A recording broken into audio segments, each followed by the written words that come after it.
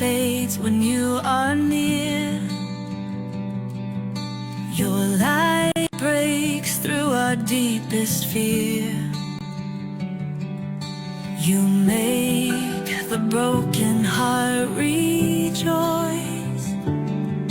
In you we find our voice. We lift you high above the skies. With every breath our praises rise. Your love, it never fades away. We worship you both night and day.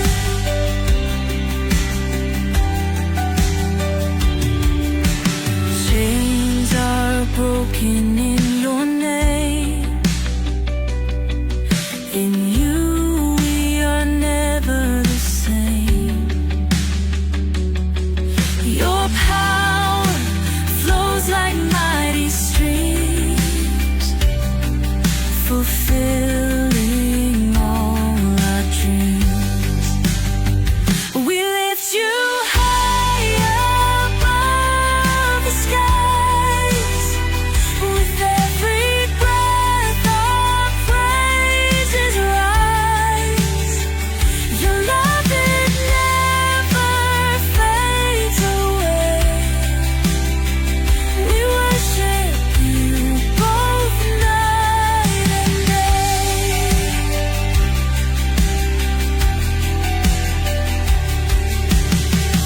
Your name is power, life, and peace.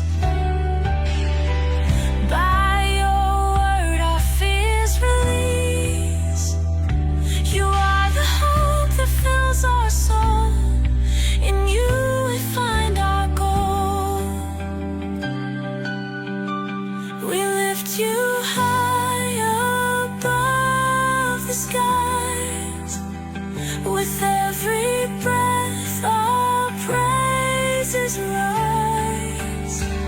Your love, it never fades away. We worship you both night and day.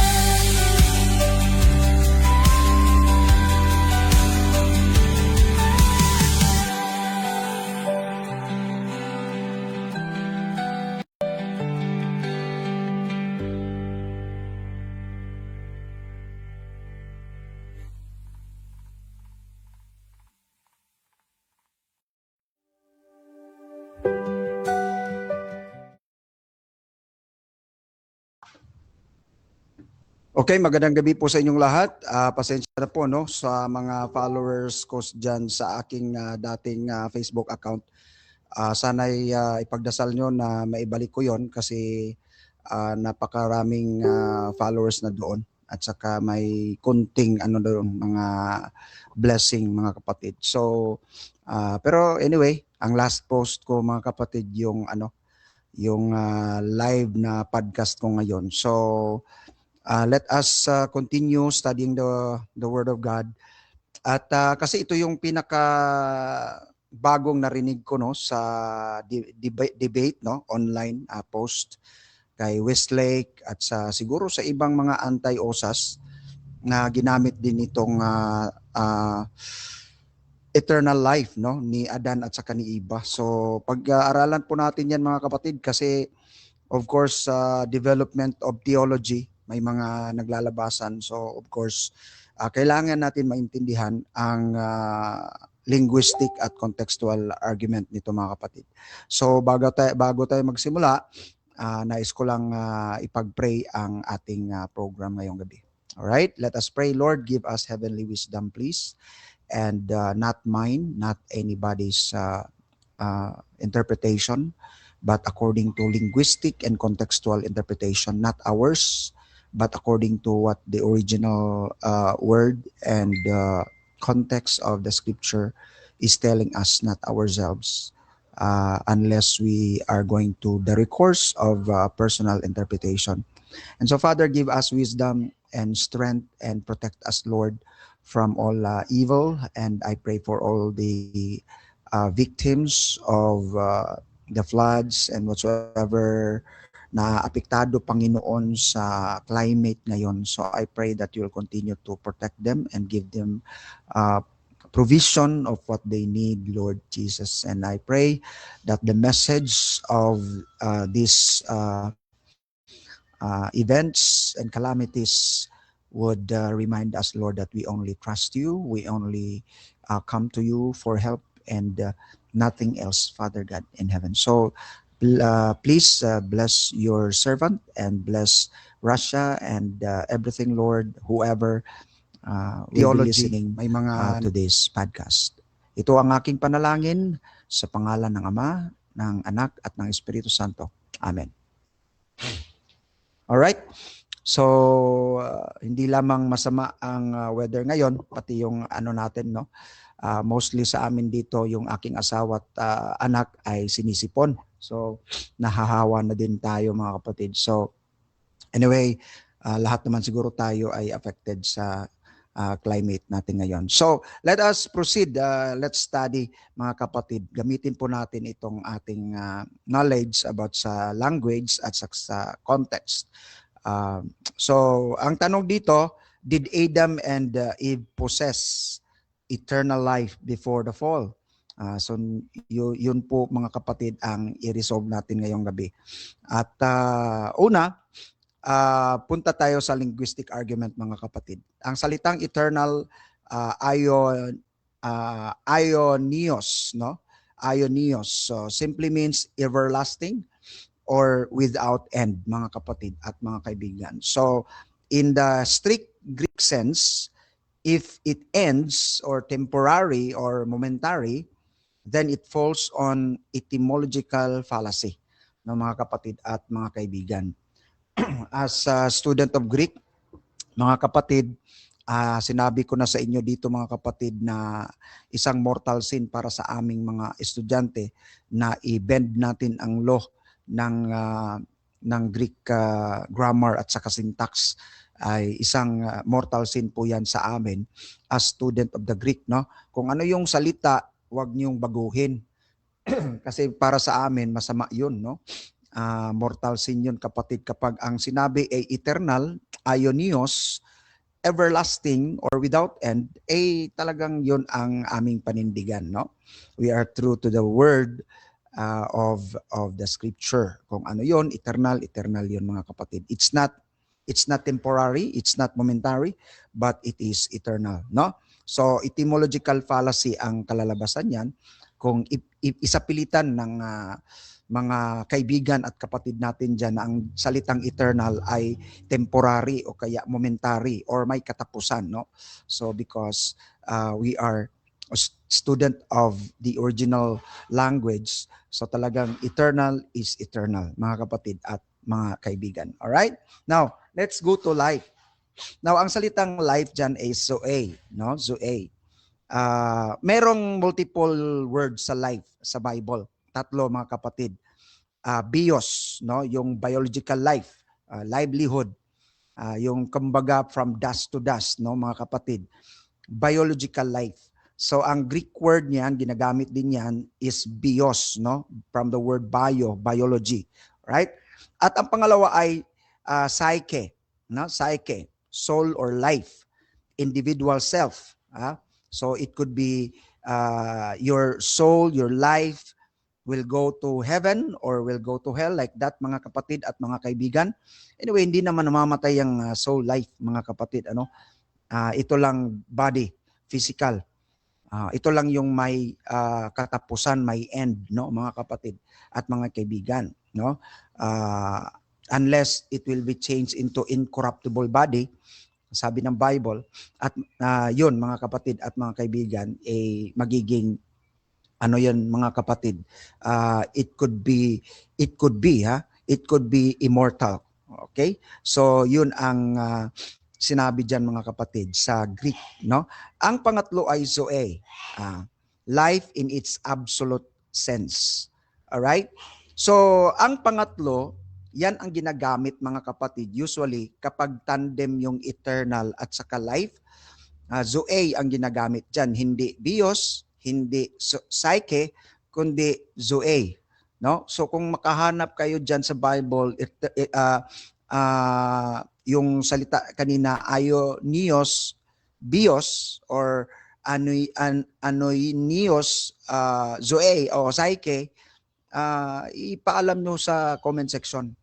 Kapag tandem ang eternal at saka life, ay palagi yang aionios Zoe or Zoe aionios, no, mga kapatid at mga kaibigan. So in the Gospel of John especially, Zoe, it's not bios, it's not okay, does not merely mean biological survival, no? But it refers to the life of God Himself, no?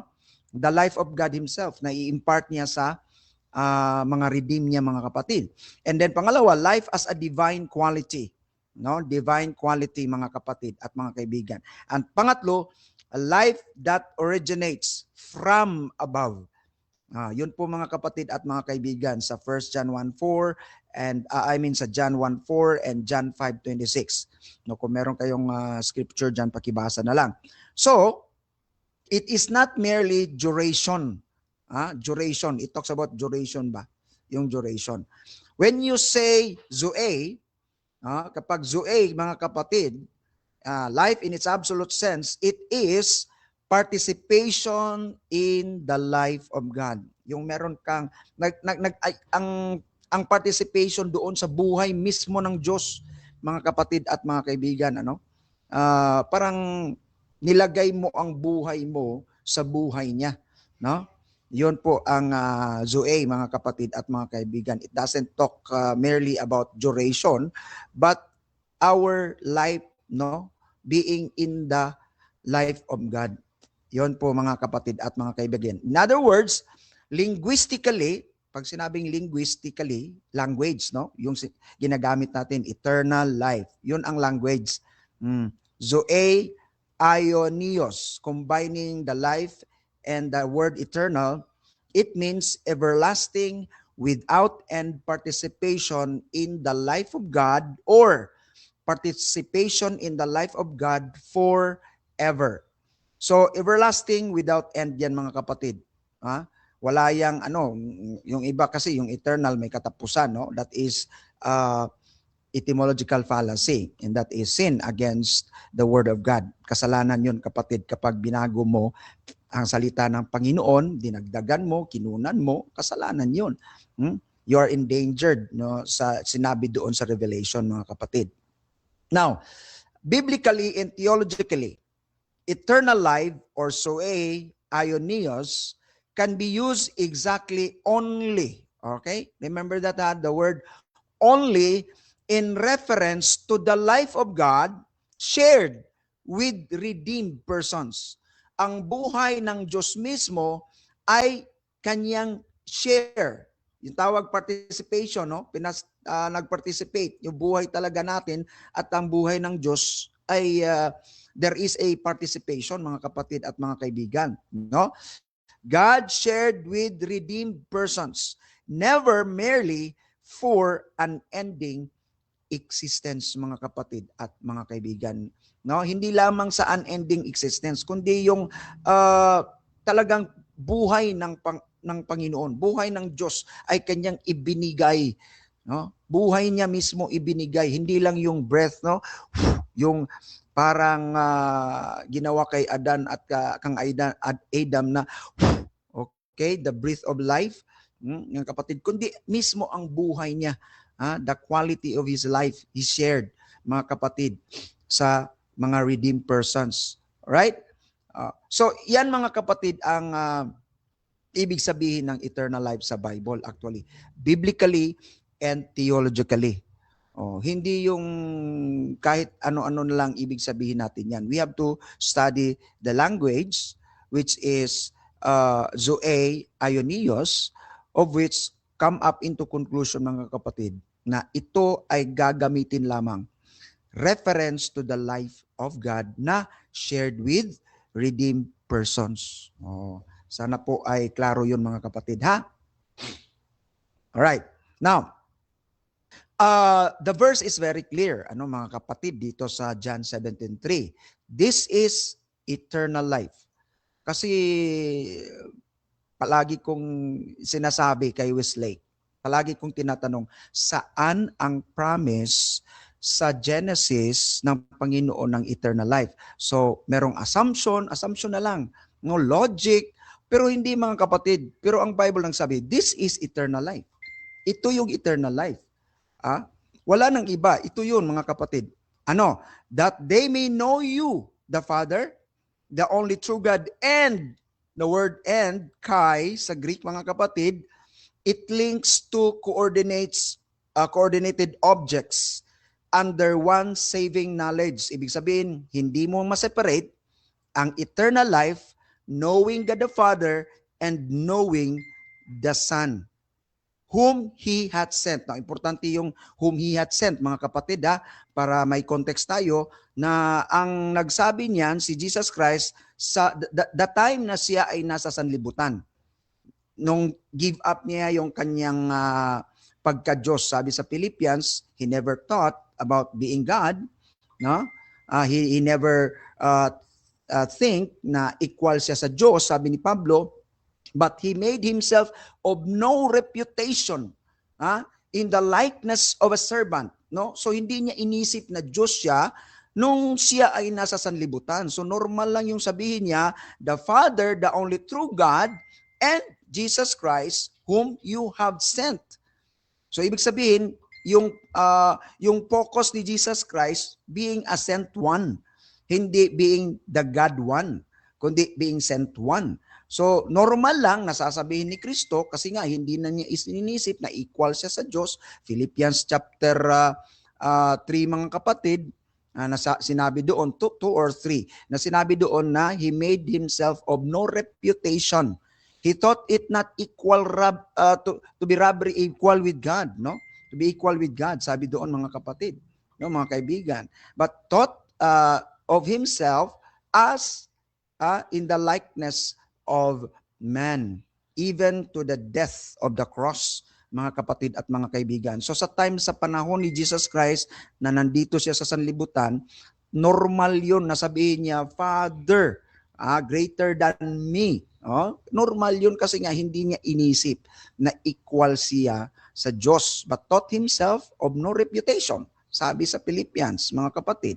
So itong sinabi niya dito sa John chapter 17 verse 3, napakaklaro, nasa stage siya na sinabi doon na mga kapatid na hindi niya inisip na isa siyang Diyos or equal sa Diyos or in the form, morphe of God, kundi isa talaga siyang normal, no?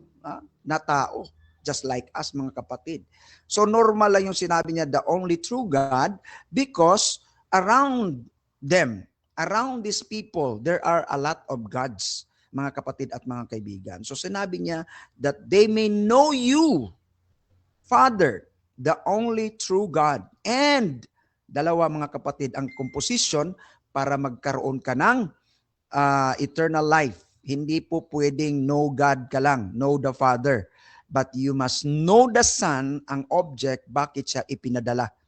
Mga kapatid at mga kaibigan. Bakit siya ipinadala? Kung hindi mo yan paniwalaan, wala kang eternal life. Taliwas sa ibang pananampalataya, no? May magisterium siguro ata, no? Kahit si Brad alam niya na may magisterium na nagsabi na kahit hindi daw maniwala kay Kristo, basta good life lang, ay save pa rin siya, makapunta sa langit, no? Pero napakaklaro dito, it's not enough that you know God. It's not enough that you know the Father. Kasi ang salitang "and", ang salitang "kai", magkarugtong at hindi mo pwedeng i-separate yan. Because link ang dalawa, ang two coordinated objects, the Father and the Son, under one saving knowledge, mga kapatid at mga kaibigan. You must know the Father, the only true God, and you must know me, Jesus Christ, whom He hath sent. Bakit siya ipinadala, mga kapatid? So, yung dalawang yan, importante yan sa saving knowledge, mga kapatid, sa eternal life. Kapag wala ang isa dyan, wala kang eternal life. Very explicit ang passage. This is eternal life. Know the Father and know the Son whom the Father sent. Alright, mga kapatid at mga kaibigan. So that is eternal life, mga kapatid. So ngayon, ang tanong, did Adam and Eve possesses eternal life before the fall? Kung yun ang meaning, linguistically, yun ang meaning niya. Biblically and theologically, yun ang meaning niya. Does Adam and Eve qualify to have eternal life? Yan ang tanong. Tanungin niyo ang sarili niyo, mga kapatid. Unless you will invent another meaning of the word eternal life. Not biblical and not theological, mga kapatid at mga kaibigan. Alright? No. So ang answer dyan, no. Number 1. Bakit? Linguistically, eternal life is zoe anonios, not bios anonios, not shoke anonios. Anong mabasa niyo dyan sa Bible, mga kapatid? Bios aionios or shoke aionios? Anong mabasa mo dyan sa eternal life? Zoe anonios. Aionios, I mean. Linguistically. Bagsak ka na dyan sa unang-una pa lang. Di ba? Number 2, biblically, this eternal life, mga kapatid, ay masumpungan lamang sa paniniwala sa Ama na tunay na Diyos at sa kay Jesus Christ na ipinadala. Bakit siya ipinadala? Of course, nothing else. As Lord, as Savior of your life, mga kapatid at mga kaibigan. Kapag hindi ka naniniwala sa dalawang yan, you can never have eternal life. Yun ang sagot dyan, mga kapatid. Bakit no ang answer dyan, mga kapatid? Pangatlo. Ito, pangatlo, mga kapatid. Contextually. Punta tayo sa context, mga kapatid. Kasi linguistic and contextual. Ang linguistic, yung ng language. Eternal and life. Ano yan sa original? Pag context, base ka na naman doon sa immediate, remote context. May dalawang klaseng context kasi immediate context at saka remote context, mga kapatid at mga kaibigan. No? So base tayo doon, mga kapatid. God clearly show Adam and Eve were not immortal. Napakaklaro sa context na ipinakita ng Diyos doon sa context na hindi talaga immortal si Adan at saka Eva. Number 1, God created man from dust. Genesis chapter 2:7. And after the fall, God said, For dust thou art, and unto dust shalt thou return. Ibig sabihin, alam ng Diyos na babalik talaga si Adan pagka-dust, mga kapatid. No? Bakit galing siya sa dust? Hindi siya galing sa steel. Hindi siya galing sa ano ba dyan, mga kapatid, na immortal o kaya matagal mamatay.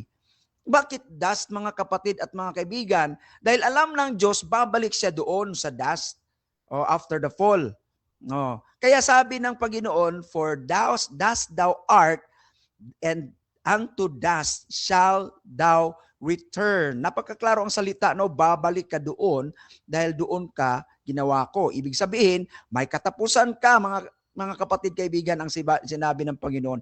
Alam ng Diyos na magkasala sila, alam ng Diyos, hindi sila immortal. Kasi nga, ginawa sila ng Diyos from the dust, mga kapatid at mga kaibigan. Hindi galing sa kung saang elemento, mga kapatid at mga kaibigan. Di ba? So dyan palang, mga kapatid, meron na tayong evidence that God clearly showed, no, mga kapatid, na hindi sila immortal. Pangalawa, God created already the tree of life before the fall, which after the fall was off limited to them. Ito, mga kapatid, sa verse. And the Lord God said, Behold, the man is become one of us, to know good and evil. And now, lest he put forth his hand, and take also the tree of life to eat, and live forever. So, mga kapatid, ang immortality ni Adan at ni Eva nakadepende sa tree of life. Kasi ginawa yun ng Diyos doon, mga kapatid, before sila nagkasala. Nandun na yung tree of life. Pati yung tree of the good of knowledge and evil. Kaya sabi ng Panginoon, of all the trees you can eat, including the tree of life. Ibig sabihin, mga kapatid, kumakain sila ng mga anything, kasali na yung tree of life. Kaya hindi sila mamamatay because of the tree of life. So dependent ang kanilang immortality sa tree of life. Because when they eat that, they will live forever. Nung nagkasala sila, binawala na ng Panginoon yun. Binawala na. Kaya sabi niya, paalisin natin ito. Kasi nga, baka kakain sila sa tree of life at magiging immortal sila. So ibig sabihin, si Adan at si Eva ay hindi po immortal, mga kapatid. Dependent ang kanilang buhay sa tree of life na kailangan mag-obey sila kasi sabi ng Panginoon, you can eat all of the trees. In other words, they have to obey that. They have to eat. And do not eat this because you will die. Okay? You will be immortal if you will eat this tree. Kasali yung tree of life dyan, mga kapatid. But if you eat this tree, you will die. Ibig sabihin, mga kapatid, ang immortality ni Adan at ni Eva nakadepende sa Genesis chapter 2:23 sa tree of life. Kasi nga, nung nagkasala sila, binawalan na. Bawal nang kumain. Baka magkaroon sila ng buhay na walang hanggan, immortal, mga kapatid. That's not eternal life anyway. Because it doesn't talk about the life imparting by God. Sa biological lang yon sa body, no, mga kapatid at mga kaibigan. Iba kasi yung eternal life na sinabi natin kanina, mga kapatid, dahil it talks about the life of God in-impart niya sa redeem, mga kapatid at mga kaibigan, no? So, pangalawang ebidensya na hindi talaga immortal si Adan at si Eva. Ang kanilang immortality depends on the tree of life na sinabi ng Panginoon, you can eat all of the trees, the fruit of the trees there, including the tree of life, so that you will live forever. But if you will eat this one, you will die. So obedience pa din mga kapatid ang basihan doon, kapatid, sa kanilang immortality, no? Na hindi sa physical. Physical ito, mga kapatid, actually. Kasi nga ang eternal life refers to the life of God imparted to redeemed ones, mga kapatid at mga kaibigan, by knowing God and knowing the Son whom the Father sent. So, in other words, this is a clear indication that eating this tree of life means immortality.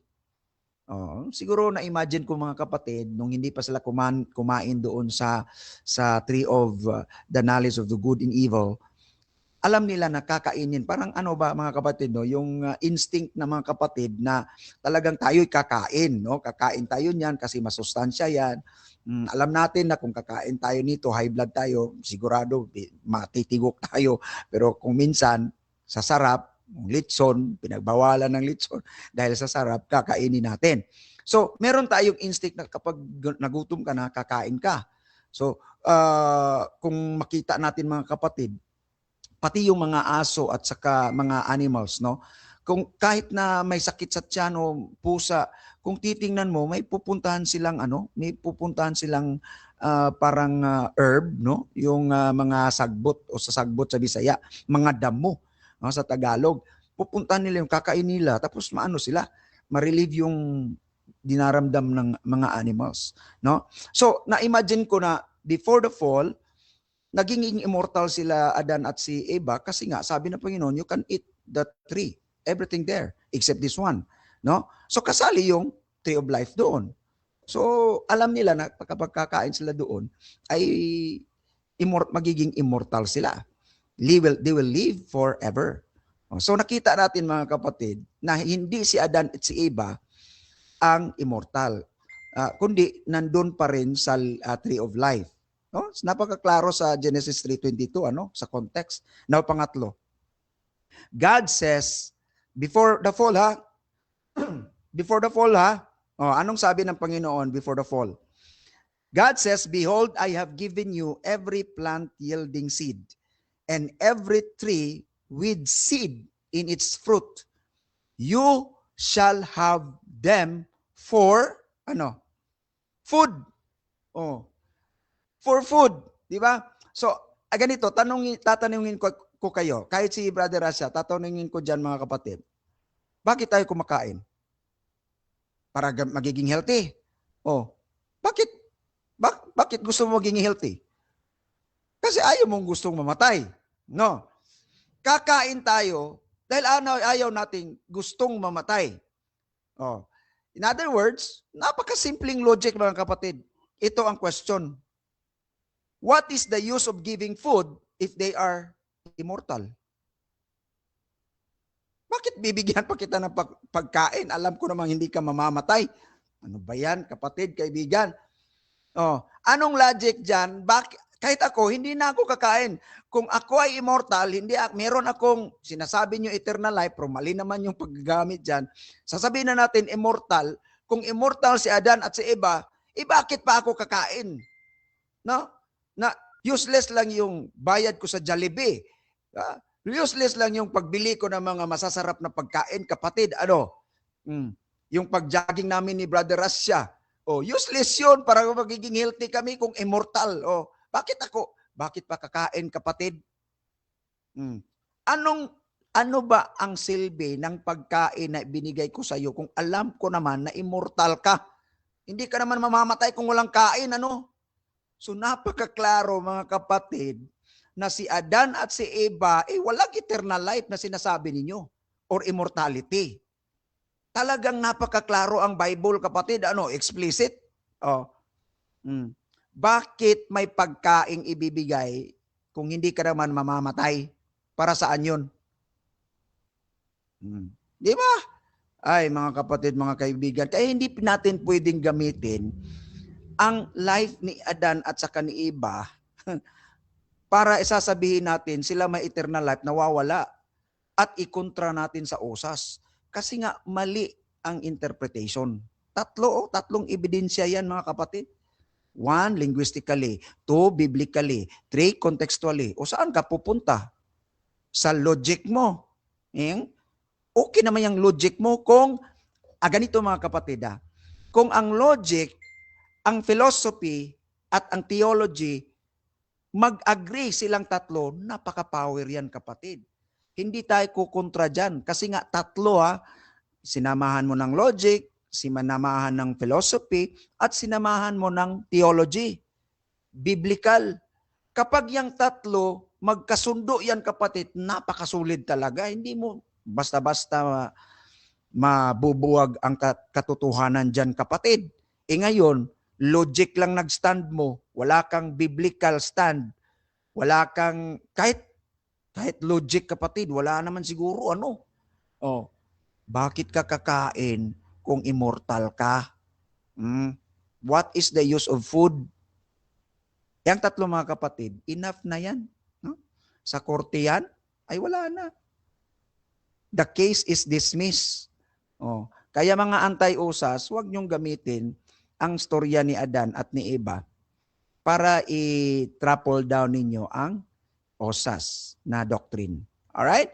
Now ngayon, ito ang tanong, bakit ang mga osas defenders naniniwala na hindi napuputol ang eternal life? Bakit ang mga osas defenders lamang, kami lamang talaga ang naniniwala na hindi napuputol ang eternal life kasi nga eternal pinipilit din yung putulin. Pero sa linguistic, mga kapatid, number 1, bakit kami lang? Bakit kami naniwala? Kasi nga, stricto kami sa linguistic, sa language. Mga kapatid, nga kapag eternal, eternal yan. Kung meron kang verse na mabasa na napuputol dahil gumawa ng ganito, Hebrews, John 15, mali ang interpretation mo. Kaya nga, nag-present na ako niyan linguistically, in contextually, John 15, verse 5, Hebrews. Wala. Ayun, hindi yun mga kapatid, hindi mo pwede kasing ibangga yun sa eternal life. Wrong interpretation, private interpretation yung ginagawa ninyo sa mga verses na ibangga yung Bible, nagsuntukan. Paano yan ngayon ang eternal na linguistically? Skip nyo lang yan. Kung namalayan ninyo, kami mga osas, kung ano yung verse na pinisent nyo, linguistic contextual interpretation namin yun na lalabas na mali talaga yung pag-intindi mo. Hairline lang sa mga interpretation, mga kapatid. Kailangan mo malaman, katulad yan, ang Zoe. Akala mo life yun, bios o syuke. Hindi yun bios o syuke. Zoe. Iba yun sa Greek, mga kapatid. Pero life ang meaning. Life pa rin yun. Pero ang paggamit sa Greek, tatlo. No? Bios, syuke, and Zoe. Kapag idugtong yun sa aionios, magkaiba yung meaning nun, mga kapatid. Di ba? So sa akin ba yung Greek? Hindi. Ako ba nag-imbento sa Greek? Hindi rin. Scholar ba ako sa Greek na marunong? Hindi rin, mga kapatid. Nag-aral pa lang ako. So hindi ko ito personal interpretation. Ang kaso lang nitong mga anti-usas, nag-iimbento at hindi naniwala sa mga scholarship. Paano yun? Gusto lang kasi yung kanila, manalo kami. Ito nangyari sa iyo, nagdebate tayo, wala kang nagawa. Sasabihin ko sa inyo, mga kapatid, mga kaibigan, na yan, klaseng mga taong yan, ay not scholarly educated, mga kapatid at mga kaibigan. Right? So number one, bakit kami nanawa? Linguistically, yan.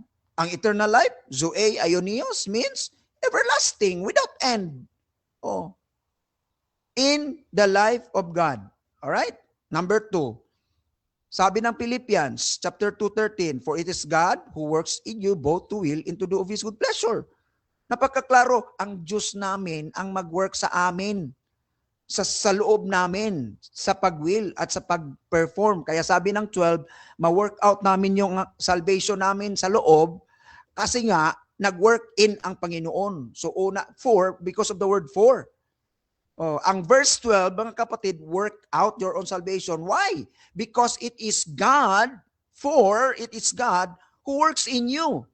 Naka-work out ka dahil nag-work in ang Diyos. Siya ang nag-work in sa iyong will. Anong will? Free will. Wala kang magagawa. Kapag New Year's resolution, magbago ako. Hindi na ako iinom. Hindi na ako magkakain. Ay palagi na akong mag-jogging para katulad namin, Brother Rasha. O palagi akong mag-basketball. New Year's resolution. Bakit hindi natutupad? Isayo lang yan. Gusto ko nang magbago. Magbago ng paraan. Ganon. Pero mga kapatid, if God will work in you, in your will, in your performance, good pleasure yun sa Panginoon. Kapag tayo lang kapatid, hypocrisy, tawag dyan, or facade. Mga kapatid, sabi, wala na akong kasalanan. Hindi na kami nagkasala, sabi ng asawa. Maniwala ka dyan. Asawa mismong alam kung ano, pati anak mo. Sa debate, grabe. Hindi na kami nagkakasala. Perfect na kami. Grabe Pero ang asawa sabi, perfect. Yung anak, yung kapatid, hindi, mga kapatid, facade lang yon. Pero kung ang Panginoon ang mag-work in you, in your will and in your performance, good pleasure yun. Pero kapag facade at hypocrisy, ay hindi yun good pleasure sa Panginoon. Yung good works mo, kung hindi Diyos ang nag-work niyan sa will at saka sa effort mo, hindi yan good pleasure sa mata ng Diyos. Sa mata mo lang yan at sa mata ng ibang tao. Pero kapag ang Diyos mismo, explicit yan kailangan pa ba ng interpreter yan? For it is God who works in you both to will and to do of His good pleasure. So outside His working, there is no pleasure of God. Kaya nga kami, sabi namin, Lord, please work in us. Kasi ang pagbabago sa tao, mga kapatid, hindi hipokrito, hindi pasad, kundi tunay. Halimbawa, may isang pastor, napaka-grabe ang pride niya. Be holy, for I am holy, sabi ng Diyos. Kung hindi ka holy, hindi ka Kristiyano. Grabe. Ngayon, lumagapak. Naka-sexually immoral. Ngayon, saan na? Wala. Ganito na. Wala nang ministry. Give up na siya. I'm so sorry. I have committed something. Yun ang paraan ng Diyos para ang humility lalabas. Oh, grabe ang humble down, ano? Hindi katulad ng iba, tinataguan, tinatago. Okay. Sa amin, i-expose yan, ipakulong. Picture. Pastor yan, picturean. Wala. Pangit na masyado ang mukha dahil walang kasiyahan sa tunay na anak ng Diyos kapag gumagawa ng hindi mabuti. Kaya sabi ni David, restore unto me the joy of my salvation. So kung pare, pastor o imam or kahit ano pa dyan, gumagawa ng masama at masaya ka pa rin hanggang ngayon, ay nako, mag-isip-isip ka. Mag-isip-isip ka. Kaya sabi namin mga kapatid, kaya naniwala ka, hindi napuputol yan. Bakit? Ang Diyos ang mag-work sa amin hindi kami. Resulta lang yung ginawa namin dahil sa Diyos. To God be the glory. Sabi namin ganun. Di ba? Number 3, bakit kami nawala na ang eternal life hindi napuputol? Pangatlo, Philippians 1:7, for being confident of this very thing, that God, who has begun a good work in you, will perform it until the day of Jesus Christ. Kung ano yung nasimula ng Diyos sa amin, siya ang tatapos, hindi kami. Kaya naniwala kami, hindi napuputol yan. Bakit? Siya ang magtrabaho. Kung anong sinimulan niya, tatapusin niya. Yun ang sabi ng Panginoon. Kung hindi sinimulan sa iyo at hindi niya tatapusin, mag-isip-isip ka. Kung anak ka ba talaga ng Diyos? Kahit anong reliyon mo, kapatid, sasabihin ko sa iyo, may mga Baptist din ganun. May mga ibang reliyon din na ganun. Akala nila, ito na yun. Ikaw mismo, examine yourself.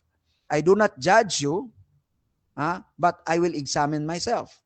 Okay? I am just challenging you na examine yourself. Kaya nga hindi kami nagsasabi, ikaw hindi ka talaga Christian. Kasi ganito ka. Hindi kami nagsabing ganun. Kung may pastor man na magsabing ganun, ano yun? I-rebuke ninyo. Mga kapatid at mga kaibigan. So kapag i-examine mo sarili mo, kapag sinimula ng Diyos, bakit niya hindi tinapos? Anong tawag mo sa tao na nagsimula at hindi tatapusin? Kung engineer ka, halimbawa, nagtrabaho ka ng isang bahay, o sinimulan mo, tapos hindi mo tinapos, ang tawag sa'yo ng engineer. Di ba? Ang pangit na engineer na ito. Pero ang Panginoon ay napaka great engineer, great architect, mga kapatid.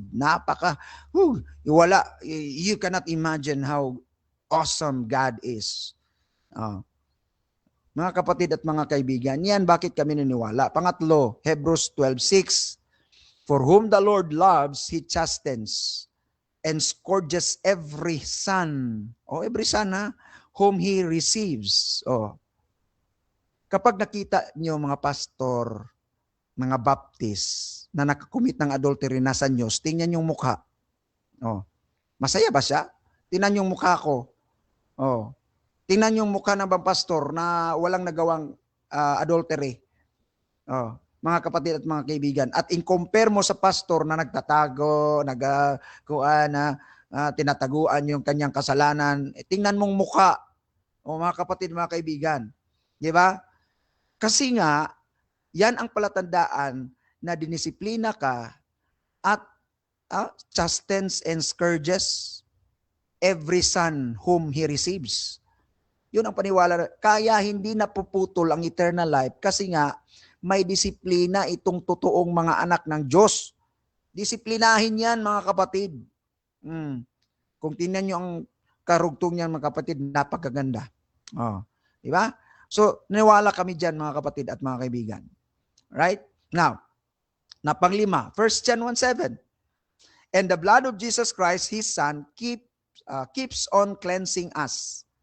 Ang salita dyan sa keeps on cleansing us or cleanse us sa King James, kataridze. Kataridze is in present active indicative, meaning ongoing efficacy. Now, hindi pabalik-balik yung kamatayan ni Kristo. Hindi pabalik-balik na ni Kristo, kundi continuous yung efficacy ng kanyang kamatayan, ng kanyang dugo, mga kapatid. Ongoing efficacy. So ibig sabihin yan mga kapatid, mga kaibigan, ang dugo ng aming Panginoon ay siyang dudugtong sa kulang namin. Kaya hindi napuputol ang eternal life kasi ang eternal life, no, ano man yan, no? From the moment you believe the Lord Jesus Christ heartily up to the end, ang ginagawa ng dugo ni Kristo, ni Panginoong Jesucristo, mga kapatid, ay palaging naghuhugas, keep on cleansing us. Parang washing machine. No? Parang janitor ang Panginoon, mga kapatid. Hamakin nyo, meron tayong Savior, meron pa tayong janitor. Sabi ng isang pastor, ginawang janitor ang ating Panginoon. Siyempre yun ang nasa Bible. That is a humble work of our Lord Jesus Christ into our lives. No? The blood of Jesus Christ, His Son, keeps on cleansing us. Kataridze. Na? Ongoing efficacy yung kanyang blood. Us from all sin. Halimbawa, ito, tapos na ano yung kasalanan mo, ang dugo ni Kristo ang palaging nagdugtong yan. Kaya hindi napuputol ang eternal life.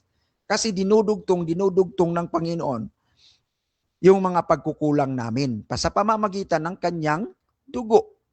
Oh, 'di ba? So hindi naputol, hindi mapuputol yan. Kasi ang dugo ni Kristo ay siyang mag-fill up sa mga pagkukulang namin doon sa eternal life. Kung minsan itong mga kung minsan ito ding mga may osas na mga talagang mga abuser, no? Kahit saan tayo mga abuser eh. Makatoliko, may abuser. Islam, may abuser. Kahit saan ka pupunta sa grupo, may mga abuser. Ina-abuse yung mga pagtuturo. Ligtas na ako. Ganito, ganyan. Di ba? Nahulog sa kanal, sa kalalasing. Oh, di ba? Oh. So ganun mga kapatid, may mga abuser sa doktrina. Pero huwag kayong mag-alala diyan kasi sabi sa Hebrews, i-scourge yan ng Panginoon. I-chasten yan mga kapatid at hindi madali ang scourging o chastening ng Panginoon. Hindi madali, masakit masyado. Antayin nyo lang mga kapatid at mga kaibigan. Right? Now, pang-anim mga kapatid, ganito. At the moment of justification, nung naniwala ka kay Kristo, ito yung forensic justification. Ibig sabihin na in the sight of God, you are mine and you are eternally saved. Bakit? Ganito kasi mga kapatid, halimbawa, yan, si Kristo, inangkin niya akong anak. Ang gagawin niya mga kapatid ganito, from the moment of justification to the final glorification, again, ibalik natin, from the moment of justification, yung forensic justification, in the sight of God, ang gagawin niya, inangkin ka niya, ang sabi sa Bible, kapatid at mga kaibigan, ito, to the final glorification. Ito kasi sabi ng 1 Peter 1:4 to 5. 1 Peter 1:4 to 5 sabi, to an inheritance incorruptible and undefiled, and that fades not away, reserved in heaven for you, who are kept by the power of God. Yan, isipin nyo. Anong sabi? Who are kept by the power of God through faith unto salvation, ready to be revealed in the last time. So again, from the moment of forensic justification, siguradong sigurado, because of the power of God, to the final glorification, mga kapatid, we are kept by the power of God. Kayo, ano? Ano ang nyo? Ako, magaling ako. Di kayo, bahala kayo dyan. Tingnan natin mga kapatid at mga kaibigan. Kaya sa debate, kahit ano na lang gagawin, ganito, ang bibig puro ng demonyo, demonyo kayo. Parang para lang manalo. Ay, nako kapatid, ayaw namin yan. So, yan ang rason bakit ang mga OSAS defenders naniniwala na hindi napuputol ang eternal life. Kasi nga, ang Diyos mismo. Ilang verses yun? 6. 6 na verses yun mga kapatid. Very explicit passage yun o passages, mga kapatid at mga kaibigan. Oh. So paano mo i-refute yun? Sige daw, i-refute no, yung mga kapatid. Mag-present ka ng ibang verse. Parang pinagsuntok mo yung Bible. Ginawa ko na yan mga kapatid, yung exposition ng mga verses na ginagamit ninyo out of linguistic and contextual interpretation talaga. Kasi most of you na anti-OSAS, hindi naniwala sa scholastic interpretation, mga scholars ba? Hindi kayo naniwala sa mga scholarship, yung mga nagmasteral niyan, kasi parang kayo ang mas magaling, ganun. Hindi kami ganun, mga kapatid. Kasi nga sabi ng Ephesians 4:11, ibinigay ng Panginoon ang pastors and teachers. Ano yung teacher doon sa Greek? Didaskalos. Ano yun? Doctor or master. Tingnan nyo sa Greek. Kung ano ang Greek word ng teacher dyan sa Ephesians 4:11. Didaskalos yan. Meaning, master or teacher. Tanong, master ka ba? Teacher ka ba? Sa language. Alam mo ba yung Greek language yan? Alam mo ba yung grammar? Yung iba, Greek pa, Hebrew. Pero anong ang tense? Anong mood? Anong voice? Paano siya igamit? Hindi lang ibig sabihin marunong ka nang magbasa, marunong ka nang ng Greek kasi may Greek din diyan sa internet. Pero ang tanong, alam mo ba ang tense niyan? Alam mo ba ang mood? Alam mo ba ang tawag doon sa pangatlo, no? Voice. Yung present, active, indicative. Anong ibig sabihin nun? Subjunctive. Passive. Anong ibig sabihin? Basta wala. Ganun. Kasi hindi tayo nag-aaral eh. Study to show thyself approved unto God, a workman that needed not to be ashamed, rightly dissecting. The word dividing, the word of truth is dissecting the word of truth. So yun po mga kapatid, mga kaibigan, ang aking stand doon mga kapatid, na si Adan at si Eva, walang eternal life yun kasi hindi papasa sa linguistic, biblical at contextual interpretation. Okay? Sana po ay nagkaroon tayo ng kalinawan sa ating pag-iisip ngayong gabi. Right? So, siguro may mga 5 minutes na question and answer portion. So, ibabalik ko na kay Brother Rasha ang panahon. Maraming salamat sa inyong lahat. Magandang gabi.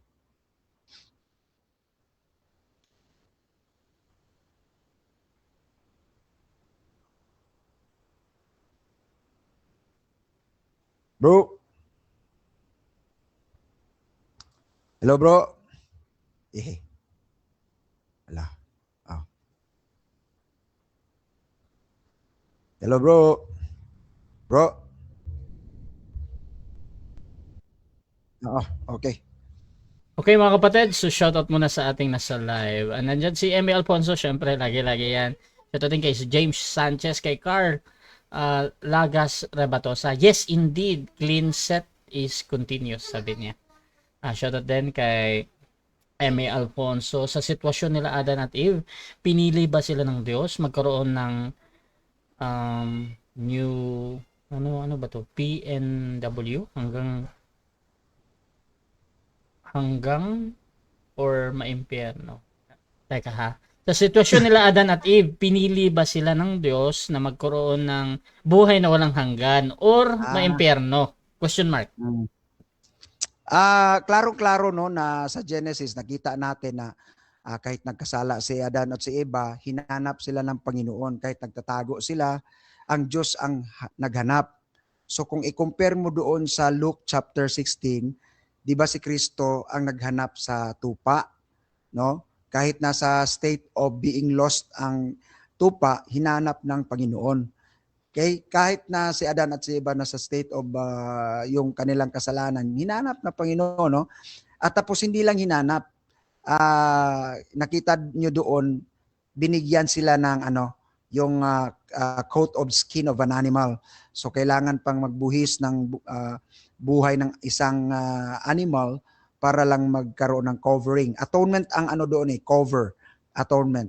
No, ang ginawa ni Adan ni Eva kasi nagkumuha sila ng mga dahon at sila mismo ang gumawa doon at tinakpan nila ang kanilang pagkahubad kasi nakasala sila. Pero sabi ng Panginoon, ayoko niyan. No, ito ang suotin nyo from God mismo. So that is a sign of talagang pinili silang Panginoon to have eternal life. I do believe that is the work of God. The God imparting His life to Adam and Eve. Doon nagsimula ang eternal life ni Adan at saka ni Eva. Kasi yung pag-offer ng Panginoon sa animal, kinuha niyang skin to cover, that is a representation of the Lord Jesus Christ. Na yun ang gagawin ng ating Panginoon doon sa cross, offer His life for the atonement of our sins. So, yun ang sagot ko doon, kapatid, no? So, I do believe in that, no? Okay, question dito ni Brother Ron ng UPC. Ang unang tao pala ay hindi pinili ng Diyos? Question mark. Pinili nga si Adan at saka Eva. Sabi ko na,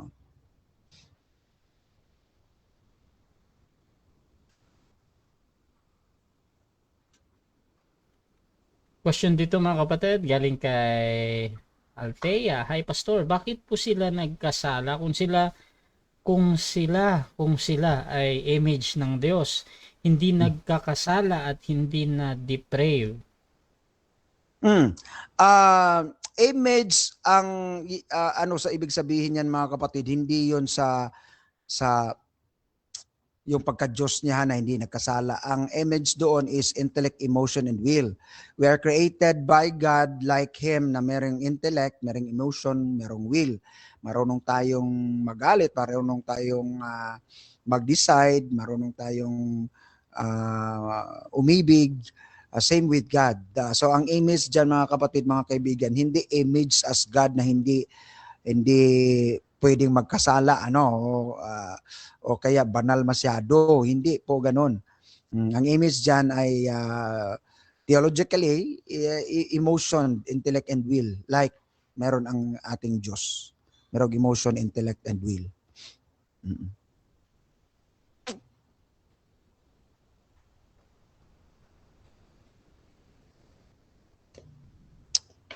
Okay? Meron pa?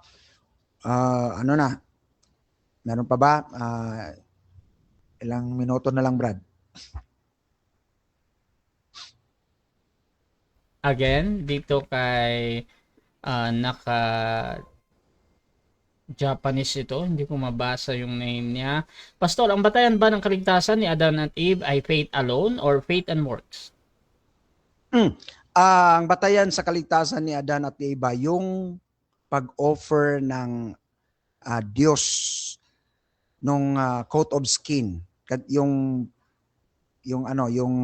coat of skin, yung sa animal, the sacrifice, yun ang batayan ng nung kaligtasan, the sacrifice, mga kapatid at kasi ang faith para sa amin given yan ibinigay sa iyo yan, kaya ka naniniwala. So ang act of God talaga ang pinakauna bakit ka naligtas, the act of God, the initiative of God. Ang Diyos talaga ang unang nag-initiate para ka maligtas, para ka makarespond, no? Kasi nga si Adan si Eva, tingnan nyo kung anong ginawa, 'di ba? Nagtago-tago pa sila doon, hinahanap ng Panginoon. At saka gumawa pa ng apron of leaves. Tinabunan nila, akala nila matabunan, pero God did not receive that at He replaced it with animal sacrifice. So yun kapatid, ang pinaka bottom line doon. God initiates, salvation is of the Lord talaga. Ang kaligtasan sa Kanya, wala tayo dyan. Okay, at shoutout dito mga kapatid kay Bernard Laurente. Pastor, pag ang isang tao ay may genuine faith at naniniwala sa eternal security, preservation of saints na hindi mawawala ang salvation, kahit hindi siya naniniwala at hindi niya gusto ang Calvinism, save ba rin siya? Yes. Sinabi namin yan palagi kapatid, itong mga anti-Calvinist, Hindi namin sinasabi na kulto, satanic yan. Kasi galing ako dyan eh. Galing ako dyan. So maybe hindi pa time siguro na maintindihan nila. Ako galit din ako sa limited atonement nung una. Pero nung naintindihan ko, as I deepen the study, linguistic at saka contextual, naintindihan ko na. So naiintindihan ko na kasi galing ako dyan. Yes, of course, very much. That is faith, mga kapatid. Ano? Okay, siguro last siguro respond ito bro sa comment. Saan na ba yun? Napagandang sabi ni Brandon, Adam and Eve are sinless before the fall. They live together in harmony with God. Any comment or reaction? Yeah. Totoo yan, pero hindi ibig sabihin immortal sila o may eternal life sila. No? Wala nga yung eternal life. Immortality pa siguro, ano ninyo, okay pa, pero yung eternal life talaga ang layo. No? Kasi this is eternal life, that you may know you, the Father, and Jesus Christ. So parang ang layo pa ng eternal life doon, mga kapatid at mga kaibigan. So yon ang yun ang totoo. Sinless sila. Totoo yun. Okay, siguro pahabol na question galing sa akin, Pastor. Curious lang ako doon sa sinabi kasi ng Diyos, pag kumain kayo nitong prutas na ito ay kayo yung mamamatay. Ang question ko, Pastor, is it nag-indicate ba ito na si Adan ay hindi namamatay as long as hindi siya kumakain noon? In the sense, he is immortal. Yes, it depends upon how also they obey the other command. You can eat the rest of the tree, including yung tree of life na which is you will live forever. So ang ano ko doon, Brad, kapag hindi sila kakain doon, mamamatay sila. Pero nung hindi pa ang fall, alam nila na kakain sila doon kasi commanded ng Panginoon. Ito, kainin yun to. This is your food, ha? O di, commanded yun. O ipakain ko ito sa inyo. Pero yung isa, huwag ha, mamamatay kayo. Kasi kung kakain kayo nito, mabuhay kayo. Ito yung tree of life. No? Pero kung itong kakainin nyo, mamamatay kayo. Pero nasa obedience pa rin yun. No? Kung hindi sila kakain doon sa tree of life, talagang mamatay sila doon kasi. Kasi nga, inutos din na kainin yung tree of life. So, after the fall, sabi ng Diyos, uy, atin itong paano kasi baka kakain sila sa tree of life and they will live forever. So, ang immortality nakadepende doon sa tree of life. Okay? Hindi doon sa hindi doon sa kanilang sarili. Kasi nga, binigyan ng Diyos para kainin. So, kung immortal sila, bakit pa sila kakain? So, dapat hindi na sila kakain kasi immortal eh. So, ang napaka-klaro na dyan, Brad, mortal talaga sila kasi nga, bakit binigyan sila ng pagkain? No? So, dapat kakain kayo para di kayo mamamatay. Nitong mga trees. Pero except this one kasi mamatay kayo eh, sabi ng Panginoon. So, yun ang kasagutan dyan, Brad. Ayan, thank you. So, marami pa sanang tanong, no? Pero napaka-limited ng time natin. Siguro mga kapatid, sabihan natin ang final conclusion yung ating speaker. Pastor? Okay, so siguro next time magbigay tayo ng mahabang panahon or magpapasok tayo ng live questionnaire para natin yung mga tanong. So okay lang sa akin yun. So para mas mahaba next time siguro. So okay, once again, maraming salamat. So, isang presentation ko lamang ito at hindi ako namimilit basta linguistic at contextual interpretation gamit natin. So maraming salamat yung lahat. Maraming salamat, Brother Rasya.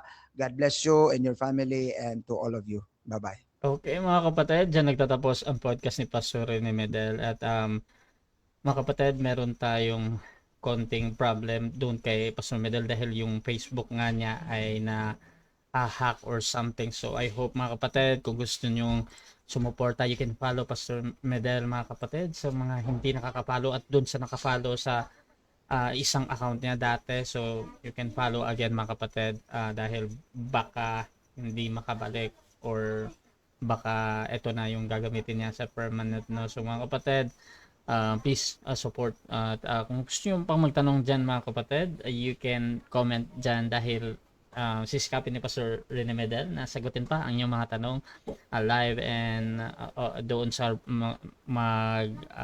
manonood dito sa ating mga replay, no? So maraming salamat mga kapatid. At this is Admin Russia ng Russia TV and we're out.